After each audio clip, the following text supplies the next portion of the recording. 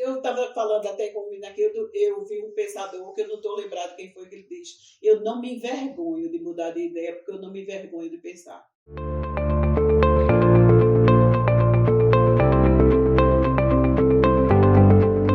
O programa Vivência de hoje, ele traz, para mim particularmente, uma alegria um pouco demorada. Eu digo assim porque já tem um certo tempo, né, que eu gostaria de ter realizado essa entrevista, de estar junto com ela, e já tem um bom tempo que a gente está um pouco afastado, né, por várias circunstâncias, além dessa que a gente está vivendo, que é a da pandemia, mas eu quero deixar registrado, né, essa alegria, esse prazer de poder estar hoje com Edileuza Dias Portela. Seja bem-vinda ao programa Vivência dessa edição. Meu querido amigo, jornalista, excelente jornalista, querido amigo Paulo Nailson. O prazer é meu de estar participando do seu programa Vivência e de nos poder reencontrarmos, né? Apesar da pandemia, nós estamos aqui reencontrando e que nesse papo agradável, que é sempre agradável conversar com você e estar com você. Uma das coisas que eu estava pensando antes de vir para cá, e eu não iria revelar, mas vou acabar revelando, é que como eu vim sem o Patrick, ele não registrou o nosso abraço, porque eu ficava pensando, meu Deus, como é que eu vou conseguir reencontrar a Edileuza e a gente sem poder ter esse contato físico e também resistir de não abraçar, né? E o abraço, ele tem um simbolismo muito forte, né? Não só do encontro de dois corpos que se admiram, se respeitam e sentem e nutrem esse amor um pelo outro, como até o simbolismo do coração, né? Dos dois corações estarem se encontrando. Então, vocês perderam essa cena, mas ela aconteceu. Edileuza, vamos voltar um pouquinho no tempo, porque você é uma figura muito forte, principalmente uma marca na sua vida, na sua história de vida, no campo político. Não necessariamente de partido, né, nessa área, mas principalmente na vida pública, de ser uma vida de serviço ao público, inclusive nesse sentido muito bem sucedida. Só que quando a gente vai voltando ao tempo, lá atrás, para a sua adolescência, para a sua infância, para os seus pais, para os seus avós, a gente estava conversando um pouquinho sobre isso, aí a gente acaba descobrindo lá atrás uma figura também política que ainda hoje é tido como referência enquanto gestor de cidade, que é o Anastácio, não é isso? Então, vamos voltar ao tempo e lembrar um pouquinho desse viés histórico. Meus pais, meu pai é alagoano, minha mãe nasceu aqui em Caruaru, em Taquara, e o pai da minha mãe era irmão da mãe de Anastácio, que é Amélia, né? Então, minha mãe era prima legítima dele, né? E foi a primeira pessoa que, quando eu entrei na vida pública, foi através de Anastácio Rodrigues.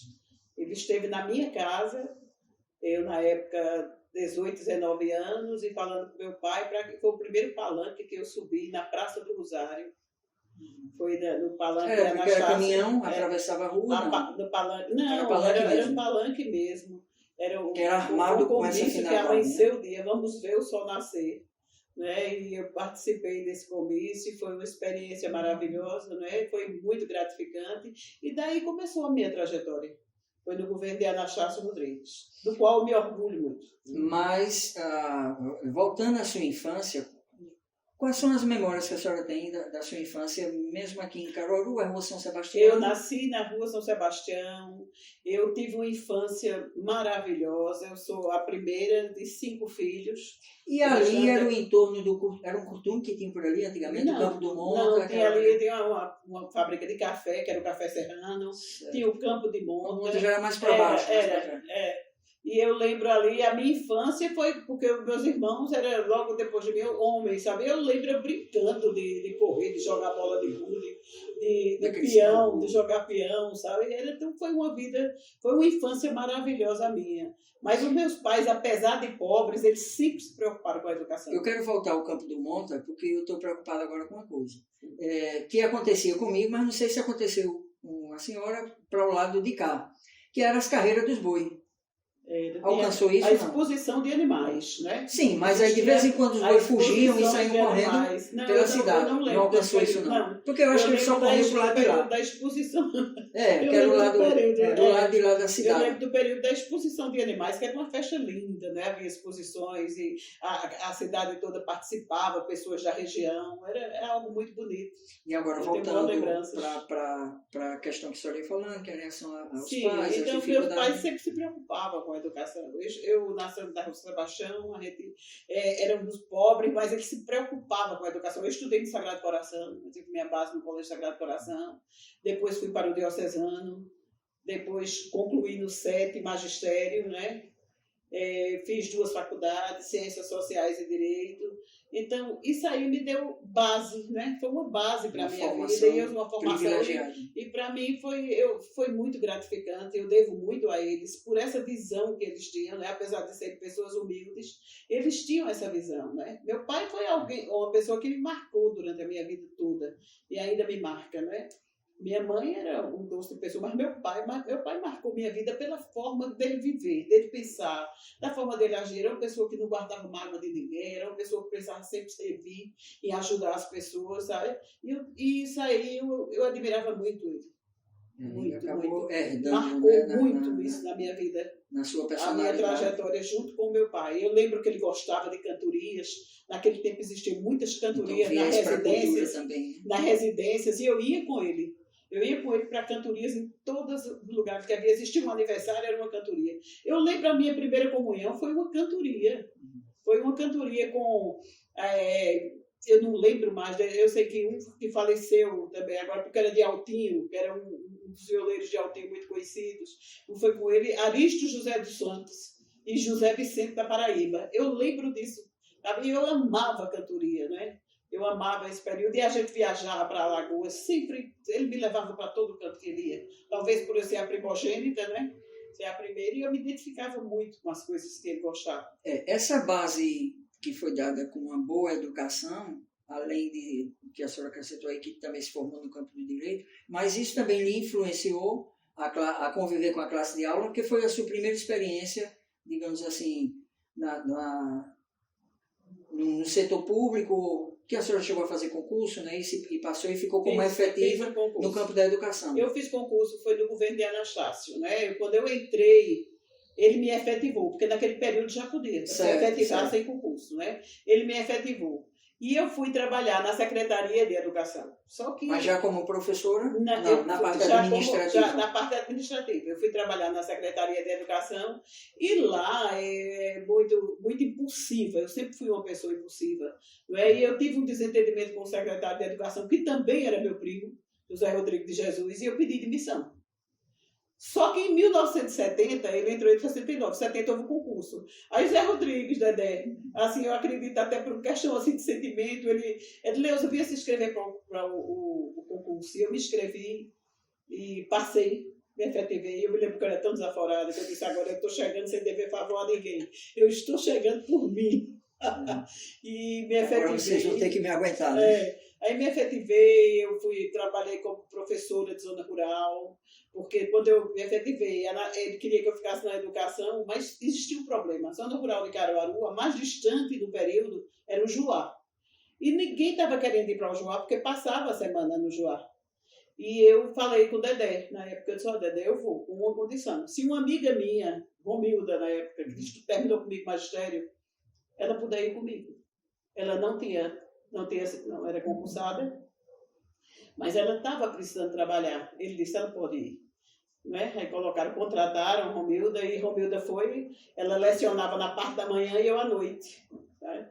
E eu lembro, naquele período, Vanderlei, vereador, deu uma grande ajuda a gente, os pais dele ali no Juá.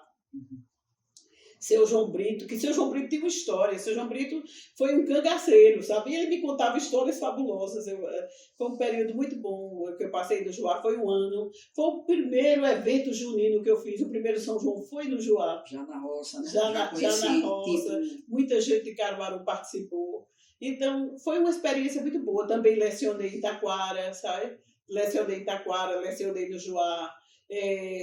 Isso aí foi muito bom para mim. Depois eu vim para a cidade, trabalhei na merenda escolar, trabalhei com a coordenadora da merenda escolar, na coordenação com uma menina que era coordenadora e eu ao lado dela ali, a ex-mulher de Elias Soares, eu lembro que trabalhava comigo também. Depois fui para a Secretaria de Educação para ser supervisora, coordenadora do Mobral. Né? Fui coordenadora do Mobral, depois fui supervisora do Proderu, é um programa de desenvolvimento rural, ali já no governo de Drayton Dejaim, porque como eu não havia votado em Drayton, o secretário de Educação, Agostinho Batista, para poder me sustentar na educação, eu grávida, já casada, grávida da minha terceira filha, fui para Petrolina, né? Passei um mês lá fazendo um curso, lá em Petrolina, e ali, quando eu voltei, eu fui supervisora do Proderu, que era um programa de desenvolvimento rural. E a educação tem uma relação muito forte com a cultura. E foi também nesse período em seguida que você foi exercer essa, digamos, mais essa etapa aí da sua vida, saindo da educação para a cultura. Saí da educação, fui supervisora também aqui do colégio da cidade e posteriormente eu fui, na época, o governo da época, que foi Queiroz, ele me chama para a secretária, para ser revisora na Fundação de Cultura. Eu era supervisora à noite no Colégio Municipal e revisora na Fundação de Cultura na parte da manhã. De revisora passei a administradora, Josué Eusébio era o administrador. Depois Josué Eusébio saiu, eu assumi o lugar de Josué Eusébio e posteriormente assumi a Fundação de Cultura. Leandro Filho saiu como presidente de 86 a 88. Eu fiquei à frente da Fundação de Cultura. Daqui a pouquinho a gente conversa um pouquinho sobre cultura também, mas vamos seguindo essa sequência. Antes de permanecer na cultura, porque depois você volta, aí foi para a mobilização social, ação social, algo mais nesse sentido. Isso aí foi posteriormente, quando eu saí da gerência do Hotel do Sol. Certo. Não é? Porque em 88, quando terminou, eu fui candidata, né? Fiquei numa primeira suplência. Para vereadora, né? Aí o cargo que me foi oferecido, assim, eu não aceitei porque eu ia lidar com demissões, essa coisa toda, e para mim era difícil. Aí surgiu uma oportunidade para gerenciar o Hotel do Sol. Eu fui convidada e eu gerenciei o Hotel do Sol. Foi uma experiência gratificante para mim, porque eu não conhecia nada de hotelaria. E graças a Deus eu tive o prazer de ouvir o Dr. Paulo Tavares, o irmão de Cristina Tavares, dizer: Dona Adileuza, a senhora triplicou o faturamento do hotel. Porque nós começamos a vivenciar toda aquela prática juntamente com os artistas. Eu me lembro que no período da Semana Santa eu fui buscar o artesão do Alto do Muro e nós fizemos uma feirinha lá no hotel, sabe? Recebi o turista tanto no período junino como da Semana Santa no hotel. Eu fiz uma palhoça no período junino lá. Né? Tinha uma quadra e eu cobri, fiz uma palhoça. Ivan Bulhões, o primeiro show foi foi lá, do período junino. Então nós fizemos o que o povo não desceu para a rua, porque ficou lá no Hotel do Sol, jornalistas e tudo, que haviam sido convidadas para a festa de João Lira Neto, que ele faz na Fazenda Macambira, e eles ficaram lá conosco durante a noite toda. Então, eu comecei a introduzir no hotel eventos dessa natureza. Né? Tinha um piano, mandei consertar, então tinha música ao vivo no sábado à noite. Na sexta-feira também tinha voz e violão, que era Marcílio, que tocava com uma menina aqui da cidade. E no domingo a piscina eu utilizava com grupo de pagode, sabe? Então lotava. Adequava para cada realidade do momento. E trouxe alguns cantores, trouxe Carlinhos Lira do Rio de Janeiro para o Hotel do Sol no período, trouxe um cantor do Recife, que eu não lembro agora o nome dele, que também veio. E no Réveillon, fizemos um Réveillon que foi excelente, o nome era Máscara Negra, que veio Zequete do Rio de Janeiro. Fizemos um Réveillon fantástico lá, que foi muito bom. E pela manhã a gente dava o café da manhã, tinha o pernoite e tudo. E foi muito bom. Então, aí daí foi quando voltou para a gestão pública, sendo na área social. E fui diretora de ação comunitária, né? Quando assumi a direção de ação comunitária, existiam 22 associações em funcionamento, e nós saímos com 2 anos, deixamos 44 associações funcionando na cidade, né? Trabalhei nesse período só com a cidade. E também fiquei com o departamento de microempresas, que nós fizemos a feira, uma exposição ali no espaço cultural de imóveis, sabe? Mostrando o polo moveleiro aqui em Caruaru, como era rico, né? E como é ainda. Né? E nós fizemos uma exposição que foi um sucesso. Né? Eles puderam expor durante 3 dias. E foi muito bom também. Foi uma experiência gratificante que eu tive nesse período também, assim, através da ação comunitária e como diretora de microempresa. Algumas pessoas, à medida que vão crescendo no setor público, não necessariamente só no setor público, mas, assim, de repente é candidato a vereador e se torna vereador, ou ganha um cargo e depois passa a coordenador, posteriormente a diretor. São pessoas que, às vezes, têm uma boa relação com o público, que consegue ser desenrolado, comunicativo, bem expressivo, porém, à medida que vão crescendo nesses setores e nesse cargo, também vão se distanciando do povo, do público. Isso é algo que eu acho que nunca aconteceu com você, né? Eu acho que essa relação calorosa com o público você sempre teve. Não, eu sempre tive essa relação com as pessoas, com o povo.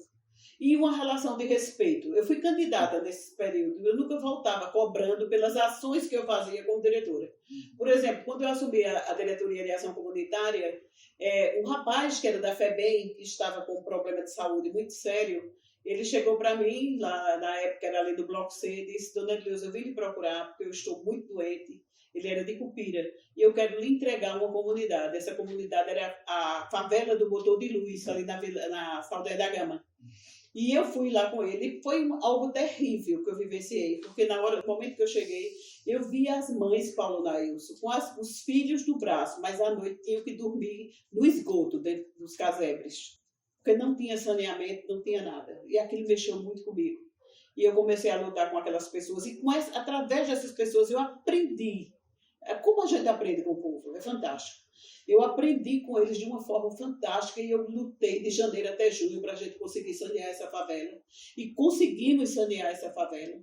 E naquele momento... E posteriormente houve até... Foi a transferência depois para o Fernando Lira. Mas aí nós conseguimos sanear essa favela e levamos o projeto Crescendo com Arte para lá, onde a gente colocava lá, fizemos um todo como um todo, e ensinávamos violão, violino, cavaquinho, artes plásticas, mamulê, banda de pífano infantil, coral e dança. Nós fizemos, foi uma das comunidades beneficiadas. Isso em 94, fez o favela, porque nós começamos em 92 com esse trabalho de saneamento, de consertar os assim, né? Consertar os barracos, desculpa. Humanizar mais o local.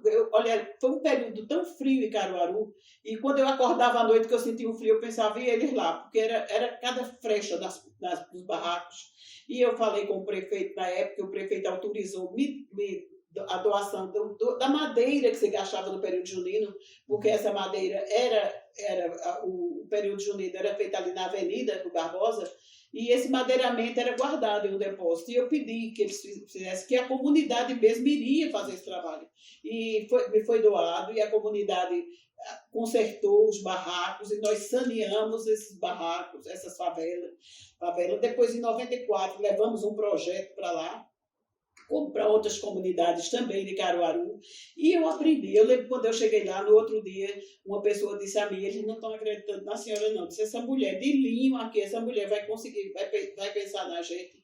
Aí eu comecei também a aprender, né? Até a me identificar com as pessoas, e que não precisava a gente ter linho, não precisava a gente estar bem vestida, no sentido que a gente acha que é estar bem vestido, né?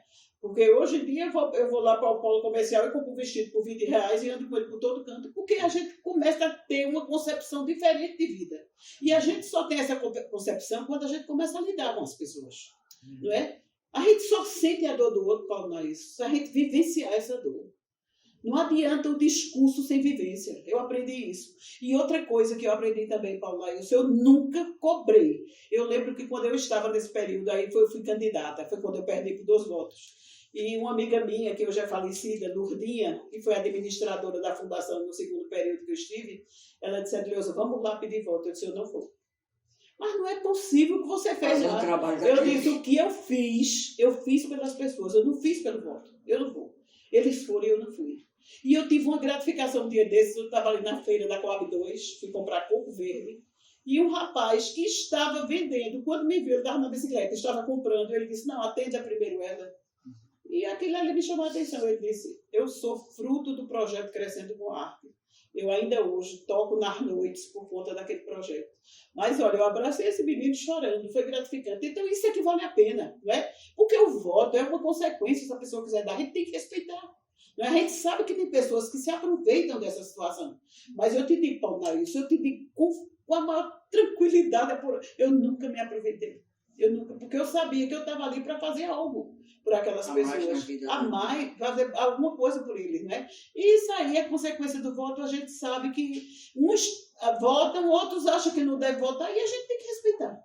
A gente tem que respeitar, né? Cada pessoa tem a sua forma de ser e de pensar e de agir.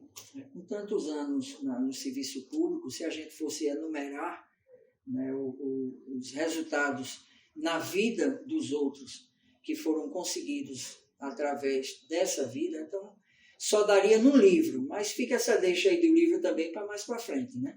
Hoje tudo está muito resumido, até porque o nosso tempo também é abreviado. Mas, voltando para a cultura, o que é que a gente poderia destacar mais de alguns resultados, de alguma vivência, de alguma experiência que você teve também na cultura, principalmente nessa volta, né? Porque teve um período que você se afastou e depois retornou já de uma forma mais recente a atuar nessa pasta, né? Na pasta da cultura. Olha, foi muito gratificante para mim, a área da cultura, porque eu me identifiquei muito com o artista, eu me identifiquei muito com ele, através de diálogos, através de ouvi-los, e ali a gente criar projetos que pudessem levar para as comunidades. Eu acredito muito em projetos de rua, fizemos teatro na comunidade. Essa semana mesmo eu tinha postado algo no Face, aí aquele menino João Albuquerque, lembrando do tempo do Hotel do Sol, onde a gente fez um projeto lá. Então foi essa convivência, essa interação com o artista, para mim foi muito bom. Para você ver, quando nós assumimos em 94, a equipe que nós assumimos, nós passamos 6 meses elaborando o planejamento do próximo ano de trabalho do outro ano. E que nós conseguimos vivenciar todos, menos um, que era o Festival de Verão, que nós queríamos realizar em outubro. Né? E queríamos trazer, na época, era Caetano Veloso e Gilberto Gil. Mas, infelizmente, por falta de recursos, nós não pudemos vivenciar. Mas todos os outros projetos nós vivenciamos. Inclusive, esse projeto Crescendo com Arte, que foi belíssimo. Foram 354 crianças beneficiadas em Caruaru com esse projeto. Esses traços que a gente observa em você, que até mesmo na conversa a gente já descobriu, geralmente é assim, né, que isso é herdado de pai ou de mãe, que é de não ter preconceito com o outro, de ter uma certa tolerância até para poder conviver e até se identificar, né? Não só com gestos e com a maneira de vestir, mas também criar uma identificação com a dor do outro, né? De sentir o que o outro sente, se colocar no lugar do outro. Na política de hoje, a gente já está, como eu falei, o tempo é breve, a gente já está caminhando para encerrar. Na política dos dias de hoje, essa marca me parece muito difícil encontrar por conta de posturas muito radicais, né? Daquilo que eu gosto, que se não for o mesmo que você gosta, ou se aquilo que eu creio não for o mesmo que você crê, aí eu já crio uma barreira, uma inimizade, ou até mesmo desejo até acabar com você por conta disso, porque você não serve para viver nesse ambiente que eu vivo. E a senhora tem uma experiência larga, né? No caso de campanha política, de vivência política. Como é que a senhora entende isso acontecendo nos dias de hoje? A senhora acha que... De que forma que as pessoas poderiam reagir melhor para não ser tão radicais, né? Para se entenderem mais e tentar tratar a política de uma forma diferente do que tem sido tratado? O que é que poderia ser feito? Eu acho que o que falta é amor, é respeito pelo outro. É respeito pelo outro. Olha, eu lembro quando eu passei pela Fundação das Duas vezes, quantas vezes chegavam para mim, como eu estava em determinado segmento político, trabalhando com determinado governo, olha, esse artista é do outro lado. Não existe, é um artista. Não é? Isso não existe, porque é do outro lado, é desse. A gente tem que dar oportunidade ao artista. A mesma coisa eu acho na política. A gente tem que respeitar o outro na sua forma de pensar e até de divergir. Porque cada um tem a sua história, cada um tem a sua forma de pensar, cada um tem a sua vivência. Não é? E não existe na política a forma correta, 100% correta. Não existe isso. Nós estamos em um eterno aprendizado nessa vida. Não é? E é a soma do que você acredita com aquilo que eu acredito que a gente chega a um denominador comum. Não quer dizer, a gente não pode ser radical, não porque eu penso dessa forma. Você pensa dessa forma, eu me abro totalmente para pensar igual ao outro, se o outro me convencer que a forma que eu estou pensando está errada. Não é? Eu acho que é isso que faz com que a gente cresça. É o respeito à individualidade de cada um e ao modo de pensar de cada um. E isso me deixa muito triste quando eu vejo uma coisa dessa, um radicalismo. Porque radicalismo não leva a nada, Paulo Nailson. Radicalismo é o respeito ao outro, é o caminhar com o outro, apesar da divergência, mas respeitando a forma de pensar dele. Isso não nos tira o direito de ter uma opinião própria formada, né? Pelo contrário, você até falou.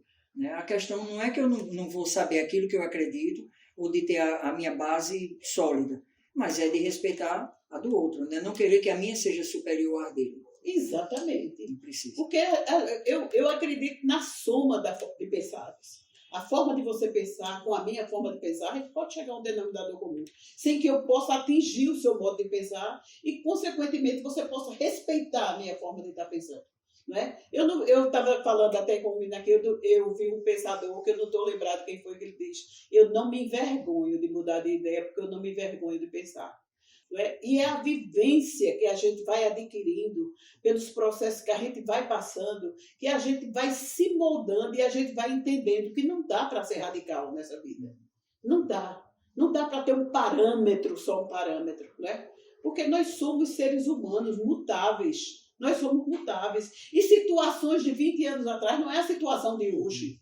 Né? A gente está sempre mudando e está sempre em evolução. E é para isso que a gente tem que se abrir. Para essa evolução e para a forma de respeitar e pensar do outro. Muito bem. Vamos lá para um bate-bola rapidinho para encerrar. Ela é poetisa, então aguarda aí que a gente também vai encerrar com um poema. Filhos. 5 filhos. Filho, para mim, é fundamental. É a nossa continuação. Né? É a continuação da gente. É tudo. Netos? 11 netos, que amo todos. Mais novo agora completou 2 meses. Você falou que ama todos. O que é o amor? O amor é entrega. O amor é o respeito, como eu falei anteriormente, ao outro. Você só ama quando você respeita o outro. Né? As pessoas, não, para amar, eu preciso que o outro siga as minhas diretrizes. Não, para amar, eu tenho que respeitar as diretrizes do outro. Essa é a verdadeira forma de amor. Eu vejo. O que você sente mais saudade quando olha para trás? Da minha infância. Eu sinto saudade da minha infância. Foi o período que eu me senti livre. Porque quando eu me tornei adolescente, eu comecei a ver barreiras que eu não via na adolescência. Então, a minha infância, para mim, foi fantástica. Perdão? Sempre perdoando. Para ser perdoada.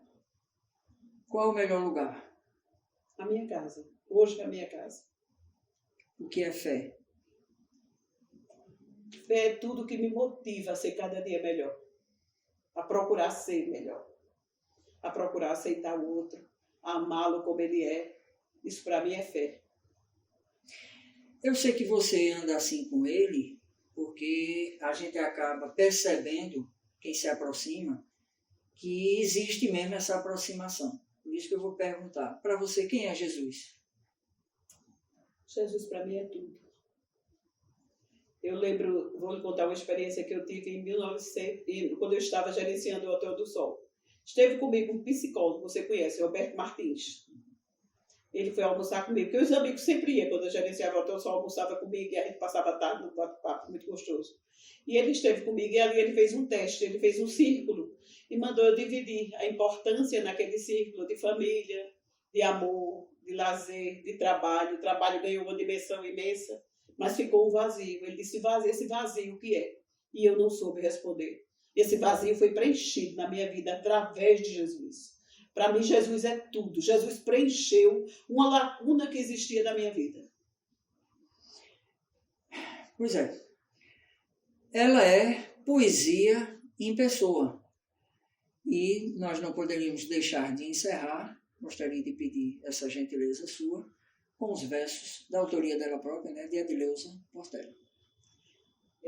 Tem uma poesia que eu me identifico muito. O nome dela é Quero. Poderia ser Mulher. Porque foi num momento difícil da minha vida. Todos nós passamos momentos difíceis. Isso não quer dizer que os meus momentos não foram melhores do que os momentos que eu fiz, não é? Foram momentos, uma soma, 80% eu realizei muita coisa, graças a Deus, eu pude fazer muita coisa pela cidade, pelos amigos, por Caruaru, naquilo que eu me propus a fazer, mas eu tive um desencanto, e eu escrevi, quero ser eu mesma, para o que daí vier, contar comigo em todos os momentos, e nesta vida, onde estiver, sentir-me livre como pensamento, independente, feliz por ser mulher, sem ligar para todos os preconceitos, sabendo que o direito é de quem quer reconhecer seu valor a qualquer jeito. Quero que os tolos ambiciosos que quiseram derrubar-me a qualquer preço sintam o quanto fiz para merecer. Quero estar firme em minha solidez. Se aqui estou é porque mereço, mesmo que seja só por esta vez.